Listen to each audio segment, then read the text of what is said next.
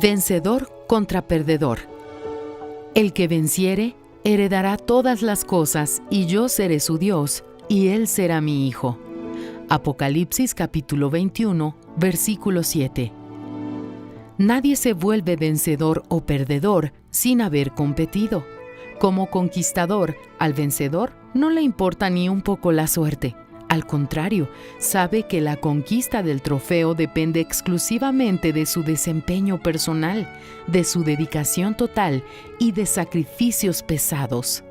Acompañe la vida de los deportistas vencedores y verá que cada uno de ellos entrena hasta 6 horas diarias.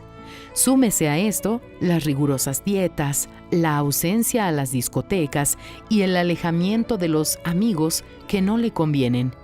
Todo a causa de la gloria de una medalla que perece.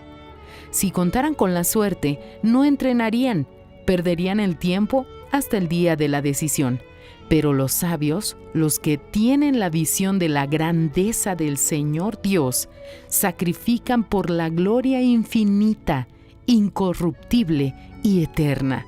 Vea alguna de las razones para conquistarla.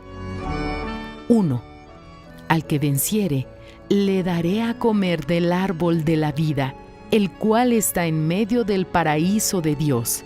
Apocalipsis capítulo 2, versículo 7. 2.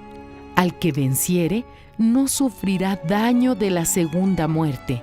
Apocalipsis capítulo 2, versículo 11. 3. El que venciere será vestido de vestiduras blancas, y no borraré su nombre del libro de la vida, y confesaré su nombre delante de mi Padre y delante de sus ángeles. Apocalipsis capítulo 3, versículo 5. 4. Al que venciere, le daré que se siente conmigo en mi trono, así como yo he vencido y me he sentado con mi Padre en su trono. Apocalipsis capítulo 3, versículo 21. Vale la pena esforzarse, sacrificar y dedicarse por completo a la búsqueda de la gloria eterna. Fragmento del libro El Pan Nuestro para 365 días del obispo Edir Macedo.